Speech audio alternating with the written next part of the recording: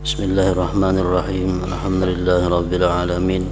Wassalatu wassalamu ala asyrafil anbiya wal mursalin Sayyidina Maulana Muhammadin wa ala alihi wa ashabihi ajma'in. Qala al-musannif al-imam Hujjatul Islam Abu Hamid Al-Ghazali rahimahullah wa nafa'ana bi ulumihi fid dharain amin.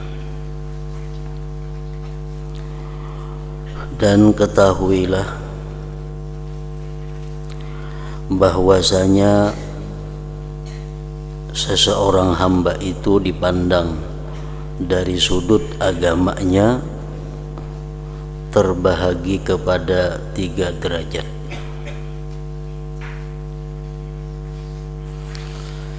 Seorang manusia dipandang dari sudut agamanya terbagi kepada 3 tingkatan.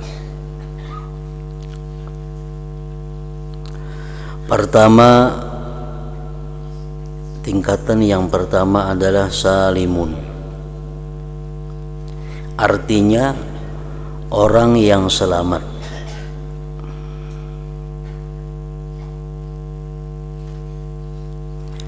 Yaitu orang yang hanya menunaikan yang fardu dan meninggalkan maksiat. Ibarat orang berdagang, ibarat orang berusaha, ini adalah lek modal. Berhujung kada, rugi kada. Orang yang hidupnya hanya menunaikan yang wajib dan menjauhi yang haram. Sembahyang nang wajibnya, puasa nang wajibnya, zakat nang wajibnya, haji umrah nang wajibnya, silaturahmi yang wajibnya, berbakti kepada kedua orang tua yang wajibnya, menafkahi anak istri yang wajibnya. Nang sunat-sunat inya kada manggawi, nang wajib aja. Tapi nang haram ditinggalkannya. Nah, ini kelompok yang pertama ngarannya adalah salimun. Kedua, rabihun. Kelompok yang kedua disebut rabih, artinya orang yang beruntung. Ibarat berdagang ini ada hujungan kelihatan,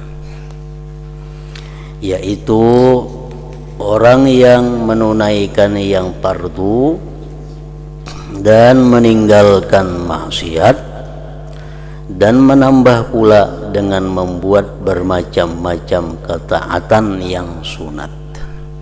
Sembahyang wajib dilaksanakannya, sunat dilaksanakannya.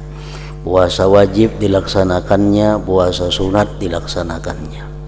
Zakat wajib dilaksanakannya, sedekah sunat digawinya. Segala yang haram ditinggalkannya. Nah, ini orang ngarannya adalah rabihun, orang yang beruntung, berhujung. Ketiga, khasirun, artinya orang yang rugi. Asalnya modal 1 juta, tertinggal 500. Yaitu orang yang taksir atau cuai ia daripada membuat yang fardu. Nang fardu kada tapi biris, nang haram tagawi, nang sunat kada tapi biris, nang makruh tagawi. Nah, ini ngarannya adalah orang yang khasir, yang rugi. Maka jikalau engkau tidak dapat menjadi orang yang rabih, maka berusahalah supaya menjadi orang yang salim. Kalau kita kada kawa berhujung, maka jangan sampai keluar daripada kelompok yang pertama tadi, salim. Dan janganlah sekali-kali menjadi orang yang khasir, yang rugi.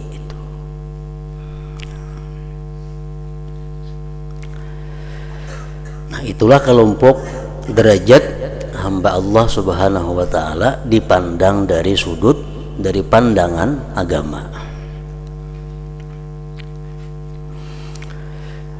dan seseorang hamba itu dipandang pada sudut pergaulannya dengan orang lain, persahabatannya, terbahagi kepada 3 derajat pula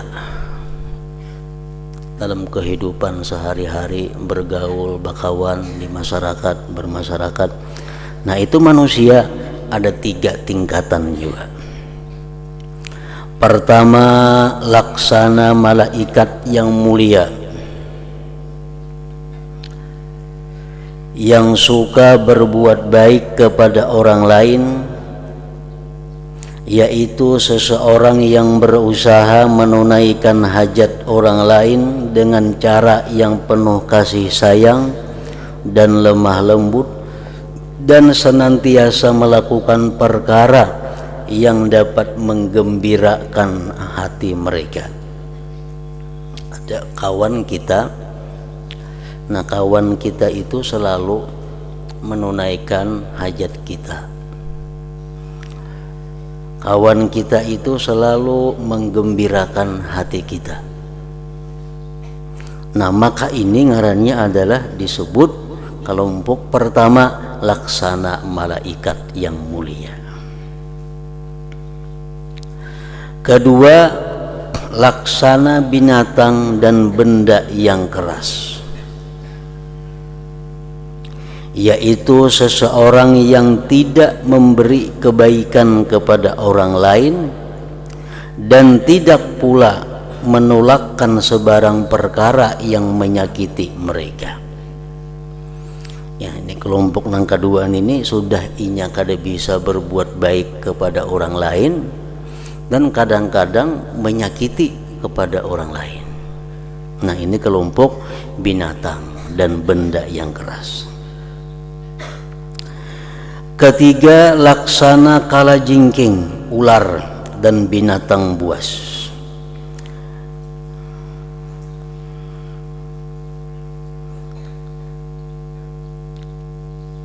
Nah, kelompok yang kedua tadi adalah laksana binatang dan benda yang keras, yaitu seseorang yang tidak memberi kebaikan kepada orang lain dan tidak pula menolakkan sebarang perkara yang menyakiti mereka. Maksudnya berbuat baik kepada orang kada, menolong orang dalam kesusahan kada, dan tidak pula menolakkan sebarang perkara yang menyakiti mereka. Mereka dalam keadaan susah kada bisa membantu. Nah, ini kelompok yang kedua, berbuat baik kepada orang kada bisa, menghilangkan kesusahan orang kada bisa, membantu kesusahan orang kada bisa. Nah, ini kelompok yang kedua. Yang ketiga ini kalajengking, ular dan binatang buas, yaitu seseorang yang tidak diharapkan kebaikannya dan dijauhi kejahatannya. Nah, kelompok yang ketiga ini gawiannya adalah menyakiti orang dan kada berbuat baik kepada orang. Berbuat baik sudah kada bisa, senonoh bisa menyakiti orang. Nah, ini kalajengking. Oleh karena itu, apabila engkau tidak mampu mencapai ketinggian derajat malaikat, maka janganlah engkau menjadi lebih rendah daripada derajat binatang dan benda-benda yang keras. Artinya, kalau kita kada bisa berbuat baik kepada orang, minimal kita jangan menyakiti orang. Kalau kita kada bisa membantu orang, minimal jangan menyusahkan orang.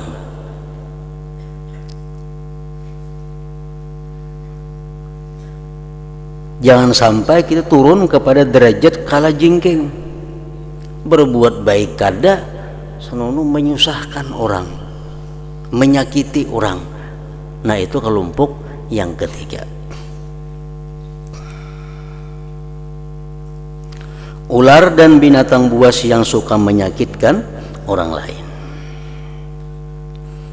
Jadi jikalau engkau ridha bagi dirimu untuk berada di bawah daripada derajat a'la illiyin, derajat yang paling tinggi daripada segala yang tinggi, maka janganlah engkau ridha bagi dirimu dengan derajat asfala safilin, derajat yang lebih rendah daripada segala yang rendah.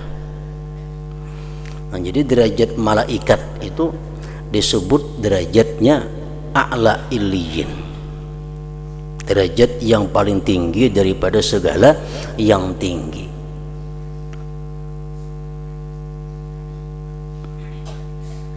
Menunaikan hajat orang lain dan senantiasa melakukan perkara yang dapat menggembirakan hati mereka, itu derajat a'la illiyin.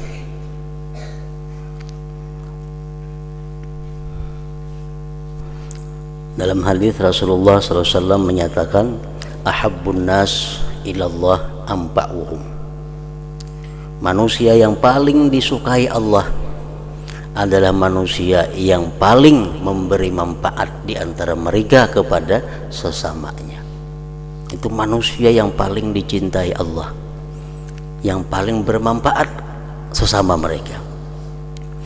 Wa ahabbul a'mal ilallah azza wa jal sururun tudkhiluhu ala muslim, paling dicintai amal kepada Allah adalah kegembiraan yang kau masukkan atas orang muslim.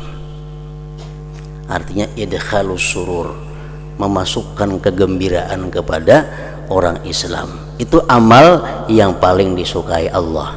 Au takshifu anhu kurbatan, atau engkau melapangkan daripada orang Islam kesusahan mereka. Atau taqdi anhu daina, atau engkau melunaskan hutang mereka. Tatrudu anhu ju'a, atau engkau tolak daripada mereka kelaparan, membantu orang yang kelaparan. Nah, itu ibadah-ibadah, amal-amal yang bila mana kita lakukan merupakan satu amal yang paling dicintai Allah dan dimasukkan dalam derajat a'la illiyin, derajat yang paling tinggi di antara yang tinggi. Dalam hadis lain Rasulullah menyatakan, ahabbul a'mal ba'dal faraid idkhalus surur 'alal muslim, paling abdal perbuatan, paling disukai amal sesudah melaksanakan yang fardu adalah memasukkan kegembiraan atas orang Islam. Jadi banyak hal-hal yang dimakruhkan, banyak hal-hal yang kurang baik, tapi karena kita menyenangkan hati orang muslim, maka hal itu menjadi sangat baik. Padahal perbuatan ini dibenci dalam agama, bukan dilarang, dibenci, dimakruhkan, tapi karena kita untuk membahagiakan, untuk menggembirakan orang Islam, maka hal tersebut menjadi sunat. Nah, itu daripada ketinggian derajat perbuatan menyenangkan hati sesama muslim. Kita ambil contoh misalnya, orang yang makan banyak itu dicela dalam agama. Makan banyak itu dicela karena macam-macam akibatnya, melumpuhkan pikiran, membutakan hati, menghilangkan khasyah, takut kepada Allah. Nah, tapi kita makan banyak ini karena kita ini untuk menyenangkan hati seorang muslim, jadi sunat.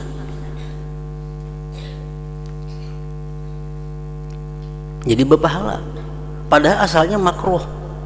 Nah, cuma karena ada itu alasannya jadi berpahala.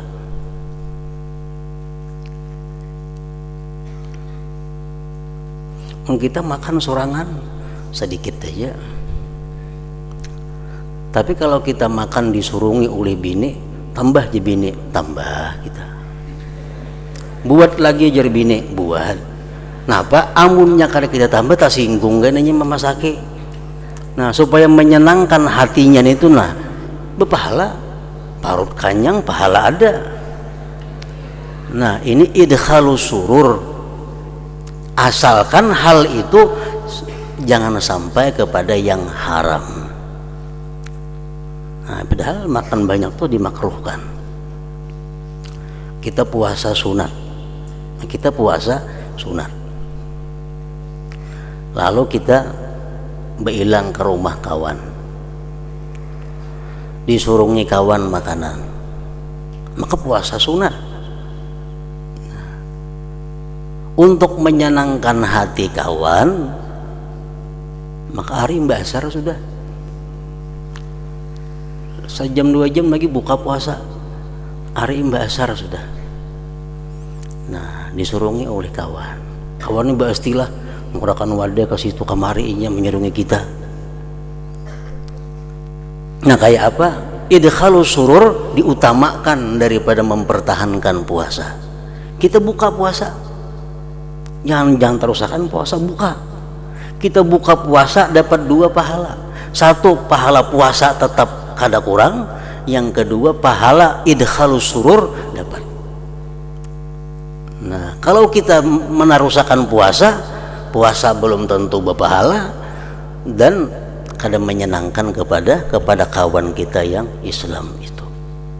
Nah, ini ngarannya adalah suatu amal perbuatan yang digolongkan dengan a'la ilin, amalan yang paling tinggi yang disukai oleh Allah Subhanahu wa taala. Nah, disinilah kita membuktikan bahwa kita beribadah itu petunjuk akal, bukan petunjuk nafsu. Bayangkan kita sudah puasa 8 jam 9 jam sudah puasa. Nah, kita disurungi oleh kawan makanan macam-macam. Di situ nafsu kita ini berat untuk buka puasa. Menjadi nafsu ikem sudah sekian hari, sudah sekian jam belapar berpuasa. Lagi sejam buka lagi. Nah, nafsu mendorong kita supaya jangan kita menyenangkan orang, agar kita kada dapat pahala yang besar. Nafsu mendorong kita agar kita kada dapat pahala yang besar, perusakan puasa. Nah, tapi kalau kita beribadah itu min aklin, berdasarkan daripada akal, kita mesti buka puasa. Kenapa? Ini pahalanya banyak. Puasa pahalanya kada kurang, dan ditambah idkhalus surur, memasukkan kegembiraan kepada orang Islam. Nah, idkhalus surur ini berlaku kepada hal-hal seperti itu, tapi kada berlaku kepada hal-hal yang diharamkan oleh Allah Subhanahu wa ta'ala. Misalnya ada kawan kita, nah kawan kita ini umpamanya memakai yang dilarang Allah, atau makan yang diharamkan Allah, atau kawan kita ini melakukan hal-hal yang diharamkan oleh Allah. Lalu di hati kita timbul, amun ku tagur kasihan inya, tersinggung inya, jadi baik kada usah ku tagur gin. Nah, ini bukan idkhalus surur ngarannya. Kenapa? Karena itu hal yang diharamkan oleh Allah Subhanahu wa taala. Idkhalus surur ini kada berlaku untuk hal-hal yang diharamkan Allah, hanya berlaku kepada hal-hal yang seperti makruh dan yang boleh. Sekawan beutas amas, nah aku nukar amas ini 3 gram, ini utasnya ini nah, mana di hadapan kita, hendak aku tagur tersinggunginya. Jadi sebagian tersinggungnya sudah harus ditagur. Nah, berdosa kita. Kenapa? Kawan yang macam itu kada perlu digembirakan. Kada perlu digembirakan karena ini melanggar hukum Allah. Nah, kita yang wajib saat itu apa? An-nahyu anil munkar, mencegah dia daripada kemungkaran.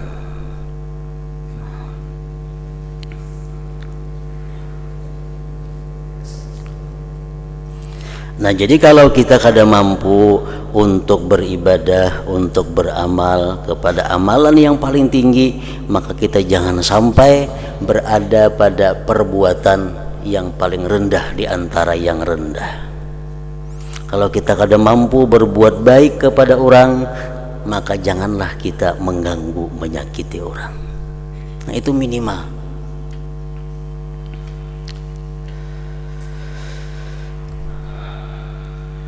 Dan jikalau engkau tidak mampu membuat perkara yang dapat menguntungkan, maka janganlah engkau membuat perkara yang merugikan.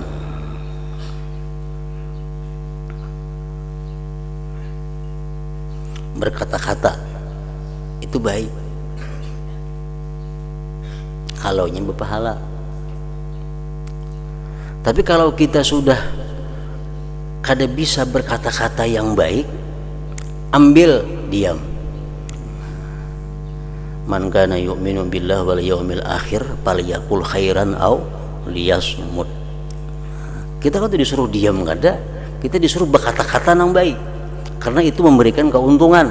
Kalau itu kada bisa kita berkata-kata yang baik, falyasmut, diam. Jangan sampai kita berkata-kata kepada yang kada baik artinya.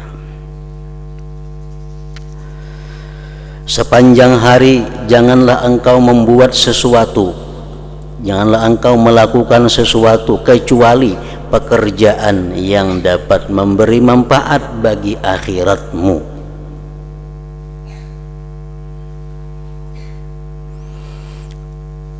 Atau sekurang-kurang melakukan pekerjaan yang bermanfaat bagi kehidupanmu di dunia ini, yang engkau tidak dapat lari daripadanya, yang engkau tidak dapat kaya daripadanya, dan engkau berhajat kepada menggunakan manfaat dunia ini untuk mencari pahala akhirat.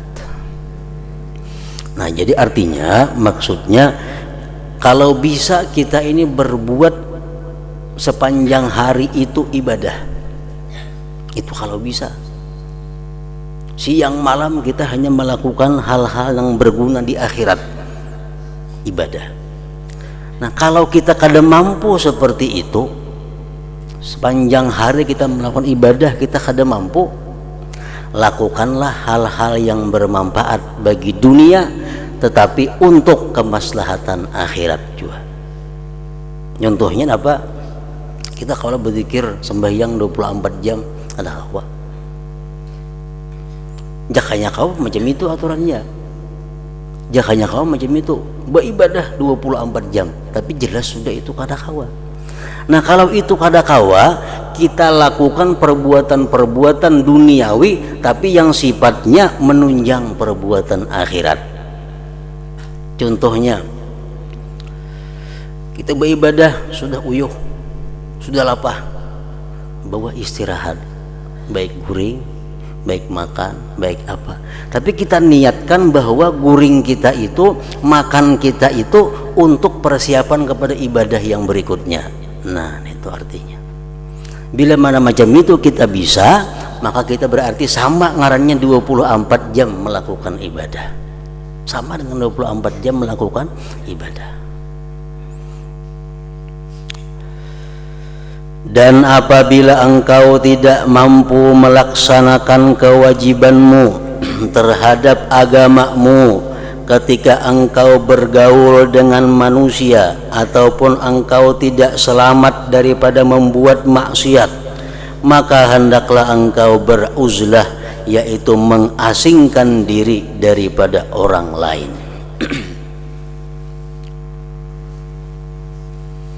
Nah, kalau kita hidup di masyarakat sudah kada kawa lagi untuk mengamalkan syariat agama. Kita turun ke tanah, maksiat nang dihadapi. Turun ke pasar, maksiat nang dihadapi. Turun ke langgar ke masjid, maksiat nang dihadapi. Kita sulit menghindarkan diri daripada maksiat. Nah, kalau sudah keadaan seperti itu, kita diperintahkan untuk beruzlah. Beruzlah artinya mengasingkan diri daripada manusia. Beruzlah ini ada dua, ada yang namanya beruzlah total. Uzlah total ini adalah uzlah di mana dia lari ke suatu tempat yang jauh daripada perkampungan. Di gunung-gunung misalnya, di hutan-hutan, di situ dia menyendiri mengabdi kepada Allah. Nah, ada uzlah yang lebih rendah daripada itu. Nah, Uzlah yang lebih rendah ini adalah dia berdiam, bertempat tinggal tetap di rumahnya, tapi dia hanya turun keluar untuk sembahyang Jumat. Untuk sembahyang berjamaah itu dia mesti menimbang, menilai mana banyaknya untung dan ruginya. Nah kalau Jumat tuh kada boleh tidak, mesti. Nah ini uzlah yang kedua. Jadi kada usah lagi menghadiri ke orang saruan, kada usah lagi menghadiri ke orang sembahyang jenazah, kada usah lagi mailangi orang nanggaring, kada usah lagi berbuat di rumah khusus untuk beribadah. Nah ini uzlah yang kedua ngarannya. Rasulullah SAW bersabda, ujar Nabi, sayati 'alan nas zamanun la yaslamu li dinin dinuhu illa man farra bidinihi min qaryatin ila qaryatin wa min syahik ila syahik. Akan datang, akan terjadi, artinya suatu masa di mana di masa itu kata Rasulullah tidak selamat agama seseorang kecuali dia lari dari satu kampung ke kampung yang lain, dari satu gunung ke gunung yang lain. Kalau bagian di kampung aja dia kada akan selamat agamanya. Itu ada masa akan terjadi. Nah, Rasulullah berkata, sahabat bertanya, kapan itu terjadi wahai Rasulullah? Kapan terjadi itu masa di mana kita kada bisa mempertahankan agama kita kecuali kita lari dari satu gunung ke gunung yang lain? Ujar Nabi menjawab, iza lam tunalil ma'isyatu illa bima'asillahi ta'ala. Saat itu terjadi apabila tidak bisa didapat kehidupan kecuali dengan maksiat kepada Allah. Kalau kita bertahan di kampung, bertahan di kota, kita kadang-kala akan dapat kehidupan, kita kadang-kala mencari pemakan kecuali dengan maksiat kepada Allah. Kada maksiat tuh kada ada lagi. Kita berdagang, kita kada payu bila kada maksiat. Kita jadi pegawai, kada payu diampih orang bila kada maksiat. Maka kita jadi buruh, diampih orang bila kita kada maksiat. Nah di saat seperti itu uzlah.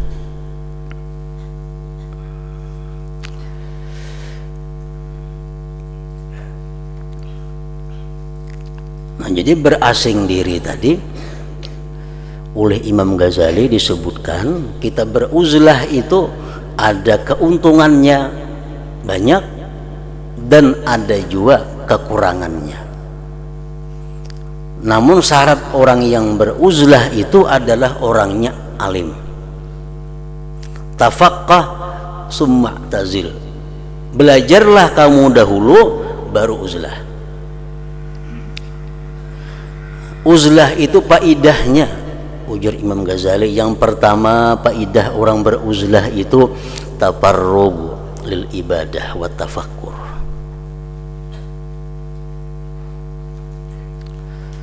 Bisa lapang untuk ibadah dan tafakkur, kan ada gangguan.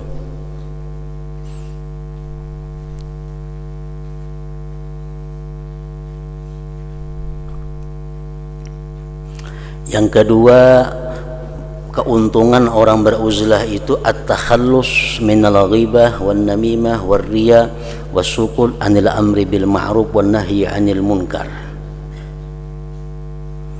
Kedua keuntungannya uzlah itu adalah terhindar daripada gibah. Karena kata bakawan, terhindar daripada gibah, terhindar daripada namimah, anjur atar, terhindar daripada riya. Siapa yang diriyai oleh orangnya? Terhindar daripada kada melaksanakan amar ma'ruf nahi munkar. Terhindar, selamat.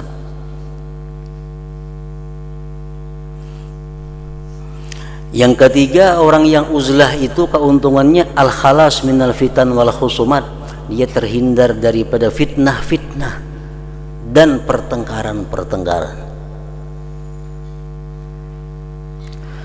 Yang kelima, keuntungan uzlah itu adalah kita utama, terputusnya tamak.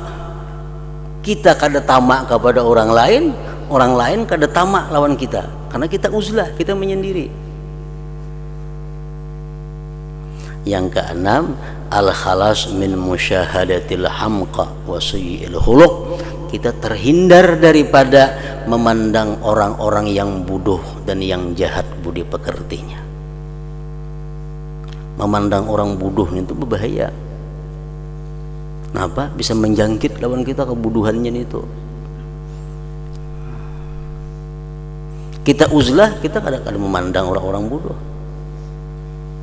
Nah, jadi uzlah ini itulah keuntungannya, dan ini berlaku baik bagi laki-laki atau bagi perempuan. Misal seorang perempuan kadang-kala turun pada rumah pasti maksiat, karena keadaan kampungnya macam itu. Begitu turun pada rumah aja sudah maksiat. Imam maksiat dari diri seorang langsung, atau maksiat atau penyebab orang lain berbuat maksiat. Kadang-kala lepas daripada itu. Nah, perempuan-perempuan seperti ini pun uzlah. Artinya bagaimana di rumah aja lagi, kadang kemana-mana lagi.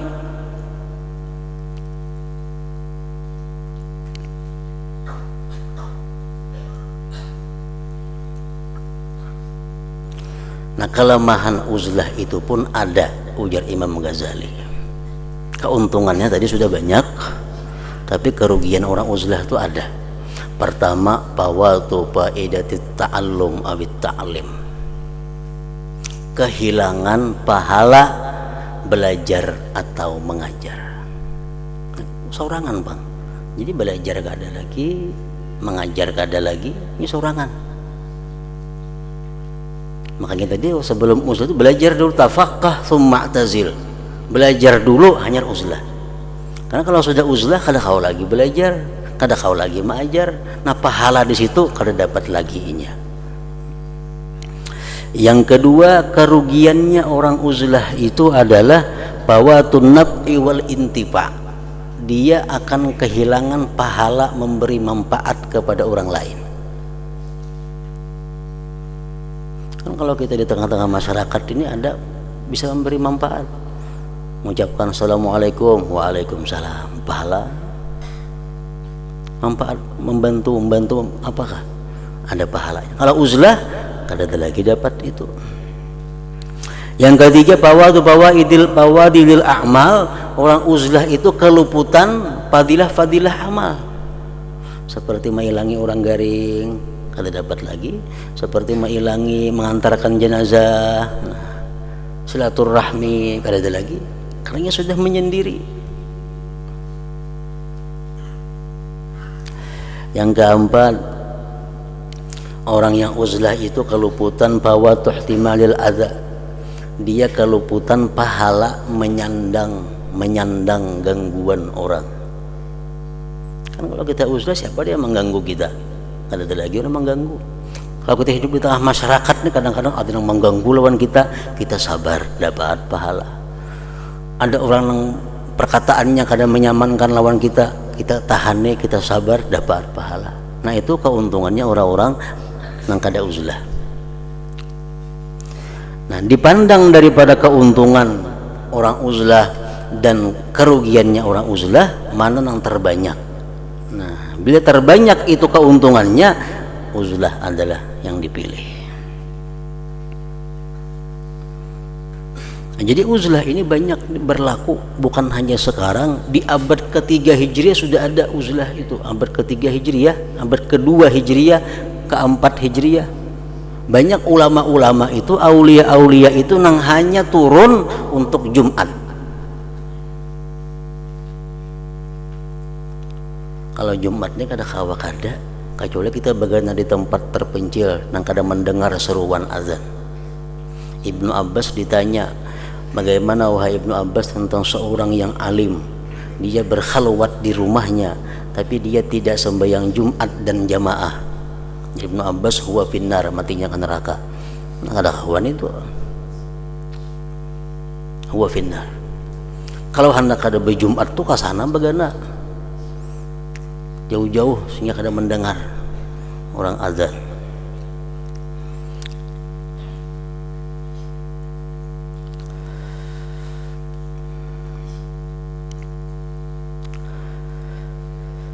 Dan apabila engkau tidak mampu melaksanakan kewajibanmu terhadap agamamu ketika engkau bergaul dengan manusia ataupun engkau tidak selamat daripada membuat maksiat, maka hendaklah engkau beruzlah, yaitu mengasingkan diri daripada orang lain.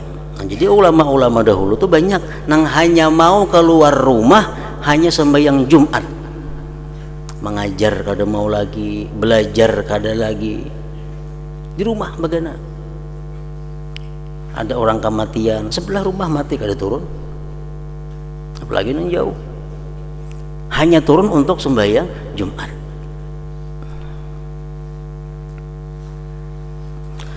Dan itu adalah yang terlebih baik bagimu, maka disitulah letaknya keselamatan.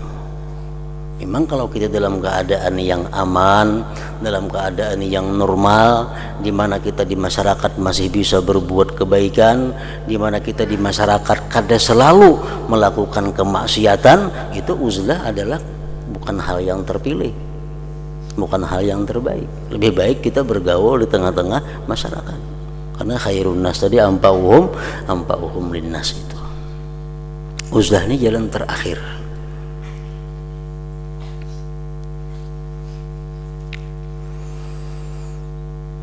Dan apabila was-was selalu datang menarik hatimu untuk membuat perkara-perkara yang tidak diridai oleh Allah ketika engkau beruzlah, maka hendaklah engkau tidur.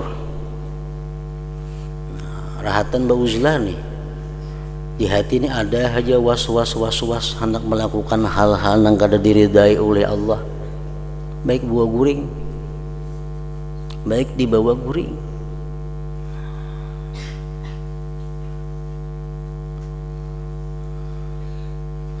Maka hendaklah engkau tidur, dan inilah sebaik-baik keadaanmu.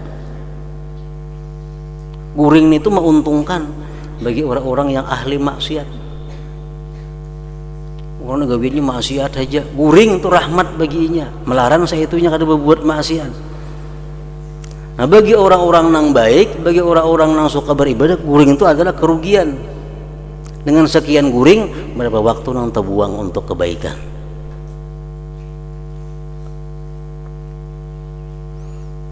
Nabi dalam keadaan itu selalu hendak berbuat maksiat, maka hendaklah engkau tidur, dan itulah sebaik-baik keadaanmu, karena sudah menjadi pegangan kita dalam kehidupan ini. Apabila kita tidak mampu mendapatkan keuntungan dan kemenangan, maka biarlah kita ridha dengan lari dalam mencari keselamatan. Itu sudah prinsip. Bila kita kada kawa untung, jangan rugi barang. Nah, orang guring itu lek muda, berpahala kada, berdosa ada. Jadi kalau kada kawa memperbuat pahala, lebih baik guring. Maka alangkah hinanya orang yang dapat menyelamatkan agamanya dengan menganggurkan dirinya. Nah, kalau kita hidup di tengah-tengah nang kawa berbuat baik, kalau kita hidup di tengah-tengah nang kita kawa berbuat amal ibadah, guring itu rugi. Guring sesuatu yang hina. Maka alangkah hinanya orang yang dapat menyelamatkan agamanya. Kau beribadah, kau berbuat baik, alangkah hinanya dengan menganggurkan dirinya, guring umpamanya. Karena tidur, guring tadi adalah saudara mati, yang bermakna pengangguran hidup, dan mencontohi kelakuan benda-benda yang jamid, yang tidak bergerak. Orang guring sama batu artinya.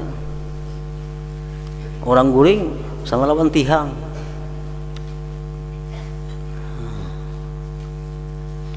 Tapi guring lebih baik daripada melakukan kemaksiatan kepada Allah Subhanahu wa taala. Nah, kemudian yang kesembilan, adab-adab, aturan-aturan mempersiapkan diri untuk sembahyang.